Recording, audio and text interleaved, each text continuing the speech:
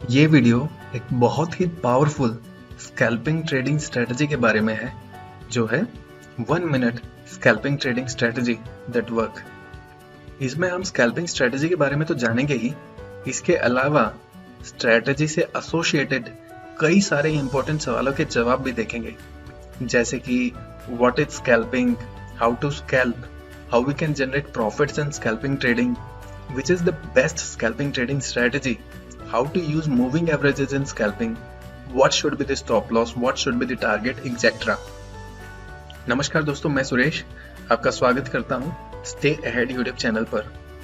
अगर वीडियो पसंद आए तो please subscribe to the channel, video को लाइक और शेयर जरूर करें। स्कैल्पिंग एक ऐसी टेक्निक है जिसमें ट्रेडर्स छोटे छोटे प्रॉफिट्स के लिए ट्रेड करते हैं, लेकिन उनकी क्वांटिटी ऑफ ट्रेड बहुत ज्यादा होती है, क्योंकि स्कैल्पर्स का मानना यह होता है कि मार्केट के छोटे मूव्स को पकड़ पाना आसान होता है बड़े मूव को कैच करने से। स्ट्रेटजी की बात करते हैं तो सबसे पहले अपने चार्ट का टाइम फ्रेम 1 मिनट कर लेते हैं, जैसा कि इस स्कैल्पिंग ट्रेडिंग स्ट्रेटजी की रिक्वायरमेंट है। इस स्ट्रेटजी में हम मूविंग एवरेजेस का भी यूज करेंगे, एक्सपोनेंशियल मूविंग एवरेजेस का। इन्हें EMA भी कहा जाता है। EMA का इस्तेमाल इसलिए करेंगे क्योंकि ये रीसेंट प्राइस चेंजेस को ज्यादा वेट देते हैं। मूविंग एवरेजेस का मेन फंक्शन ट्रेंड आइडेंटिफिकेशन होता है। अगर आपको मूविंग एवरेजेस के बारे में ज्यादा जानकारी चाहिए तो ऊपर बटन पर क्लिक करके आप वीडियो देख सकते हैं। लेकिन क्योंकि हम स्कैल्पिंग करने वाले हैं तो स्कैल्पिंग में बहुत सी रिस्क होती है, जिन रिस्क को कम करने के लिए हम एक नहीं बल्कि 3 EMA का इस्तेमाल करेंगे, ताकि हमें ट्रेंड की कंफर्मेशन मिल सके और हमारी रिस्क कम हो सके। इसके लिए हम यूज करेंगे 50 पीरियड, 100 पीरियड और 150 पीरियड EMA का। इसे आप अपने रिक्वायरमेंट के हिसाब से चेंज भी कर सकते हैं। आप कोई भी कॉम्बिनेशन ऑफ EMA का यूज कर सकते हैं, लेकिन उनका यूज करने से पहले एक बार बैक टेस्ट जरूर कर लें। तो हमने हमारे चार्ट पर 50, 100 और 150 EMA को लगा लिया है, जैसा कि आप स्क्रीन पर देख पा रहे हैं। अभी हमारे स्टॉक स्कैल्पिंग स्ट्रेटजी की सेटअप की तरफ चलते हैं।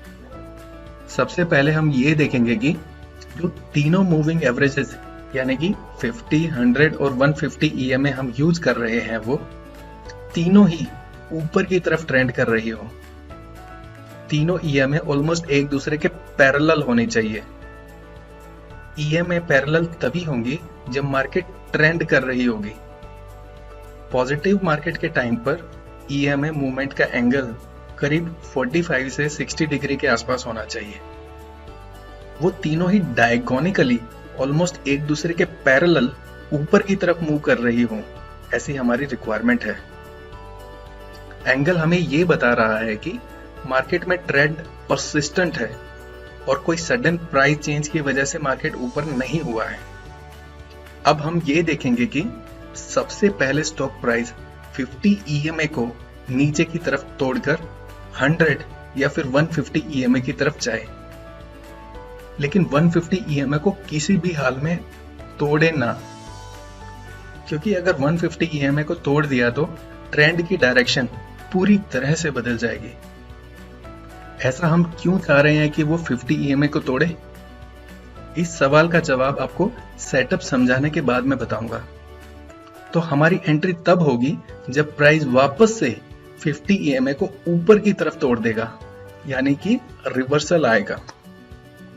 और जब प्राइस 50 EMA को तोड़ता है तो वो मेरी एंट्री यानी कि बाई सिग्नल जनरेट करेगी। स्टॉप लॉस मेरा बीच वाले EMA यानी कि 100 पीरियड EMA पर होगा। एग्जिट कहां करनी है ये बताने से पहले इस एंट्री का कारण बता देता हूं कि क्यों हम इस सेटअप को क्रिएट कर रहे हैं। 50 EMA एक बहुत ही पावरफुल और बहुत ज्यादा यूज की जाने वाली EMA है, जिसे सभी प्रकार के ट्रेडर द्वारा यूज किया जाता है। तो जो नए ट्रेडर्स होते हैं वो क्या करते हैं कि जब भी प्राइस 50 EMA को नीचे की तरफ तोड़ता है तो वो ट्रेडर्स अपनी शॉर्ट पोजीशन बना लेते हैं और अपना स्टॉप लॉस 50 EMA के थोड़ा सा ऊपर रख देते हैं।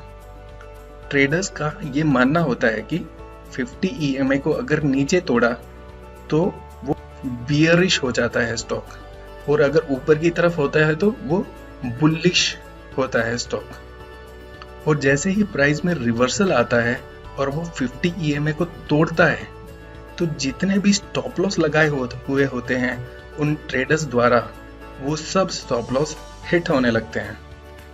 और जैसे ही बहुत ज्यादा मात्रा में स्टॉप लॉस हिट होंगे वैसे ही प्राइस में मोमेंटम आता है और एक प्राइस एक इंटेंसिटी के साथ ऊपर भागता है, जिससे 1 मिनट स्कैल्पिंग ट्रेडिंग स्ट्रेटजी का यूज करने वाले ट्रेडर्स को फायदा हो पाता है।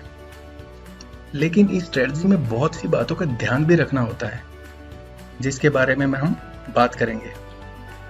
स्कैल्पिंग में ट्रेडर्स को बहुत ही ज्यादा क्विक होना चाहिए। ऐसा नहीं हो सकता कि ट्रेडर दूसरे किसी काम में बिजी है और वो अपनी एंट्री करके चले जाए। हम यहाँ पर 1 मिनट चार्ट पर हैं और प्राइस में सडन चेंज आते हैं, जिससे प्रॉफिट में आया हुआ ट्रेड लॉस की तरफ जाने में टाइम नहीं लगता। तो जैसे ही प्राइस ऊपर की तरफ चलता है तो ट्रेडर्स अपने स्टॉप लॉस को ऊपर की तरफ करते चलते हैं। ऐसा इसलिए किया जाता है कि क्योंकि हमारी लॉस में ट्रेड को एंड करने की संभावनाएं कम हो सके, खत्म हो सके।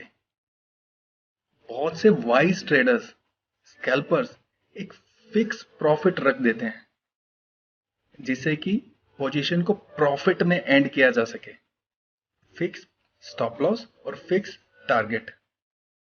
स्ट्रेटजी के अलावा भी कुछ ऐसी बातें हैं जो एक ट्रेडर को हमेशा याद रखनी चाहिए, जो है रिस्क मैनेजमेंट। पहली बात तो ज्यादातर स्कैल्पर्स लेवरेज यानी कि ब्रोकर द्वारा थोड़े पैसों में ज्यादा ट्रेड करने की आजादी को यूज करते हैं, जिससे कि रिस्क बहुत ज्यादा बढ़ जाती है। क्योंकि हम स्कैल्पिंग बहुत ही थोड़े पॉइंट्स के लिए कर रहे होते हैं, तो ये भी ध्यान रखने वाली बात है कि आपने जो भी पोजीशन बनाई है और उसके साथ में ब्रोकरेज और दूसरे चार्जेस को मिला करके कितना खर्चा होता है। तो एक ट्रेडर को ये एंश्योर करना चाहिए कि जो भी वो टारगेट ले रहा है, क्या वो टारगेट हिट होने से ब्रोकरेज और दूसरे चार्जेस को कट करके भी फायदा होगा या नहीं होगा। यदि फायदा नहीं होगा तो ट्रेड में एंट्री करने का कोई फायदा नहीं होगा। हमेशा रिस्क टू रिवॉर्ड रेशियो का बहुत खास ख्याल रखना चाहिए, चाहे फिर आप स्कैल्पिंग करें या फिर ट्रेडिंग, क्योंकि रिस्क मैनेजमेंट ही एक सफल ट्रेडर और एक ऐसे ट्रेडर जो कि लॉस में है उनके बीच का अंतर होता है। इस स्ट्रेटजी को और थोड़ा अच्छे से समझाने के लिए दूसरे चार्ट भी देखते हैं।